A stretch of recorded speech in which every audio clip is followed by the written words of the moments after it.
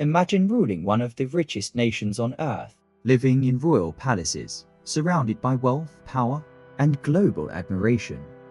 Then suddenly millions of your own people rise against you. Within months, the crown disappears, the monarchy collapses, and the royal family is forced to flee forever. In 1979. This wasn't fiction. It was Iran. And this is the story of how an ancient royal dynasty fell almost overnight. Mohammad Reza Shah Pahlavi became the Shah of Iran during World War II. Young and ambitious, he believed Iran could become one of the most modern nations in the world, fueled by massive oil wealth. The Shah launched sweeping reforms known as the White Revolution. Schools expanded across the country. Industries grew rapidly. Women gained voting rights. Cities modernized at incredible speed. Tehran transformed into a symbol of progress, filled with luxury, modern fashion, and Western influence. To outsiders, Iran looked successful, even glamorous. But beneath the surface, dissatisfaction was growing. Rapid modernization created deep divisions. Many traditional and religious communities felt their culture was being pushed aside.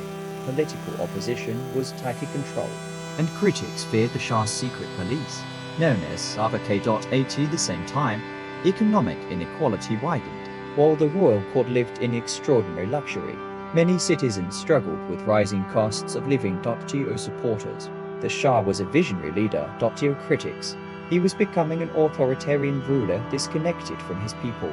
And one critic, living far from Iran, would soon inspire a revolution. Ayatollah Khomeini, a religious leader, openly condemned the Shah's rule. After opposing the government, he was forced into exile, but distance only strengthened his voice.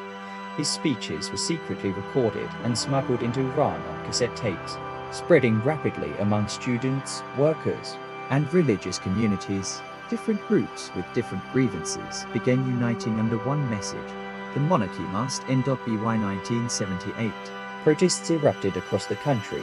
Demonstrations grew larger every week. Millions marched through Iranian cities demanding change.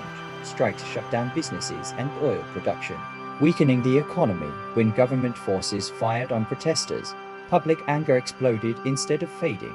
Funerals turned into protests. Protests turned into nationwide resistance.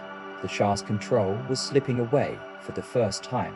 The monarchy looked vulnerable. On January 16, 1979, the unimaginable happened. The Shah and his family boarded a plane and left Iran. Officially, it was temporary. In reality, it was the end of royal rule. Crowds filled the streets celebrating as statues of the Shah were pulled down. The king who once ruled millions became a man without a country. The royal family began a life of exile, moving from nation to nation, searching for safety. Only weeks later, Ayatollah Khomeini returned to Iran to massive crowds. The monarchy collapsed, and Iran became an Islamic Republic.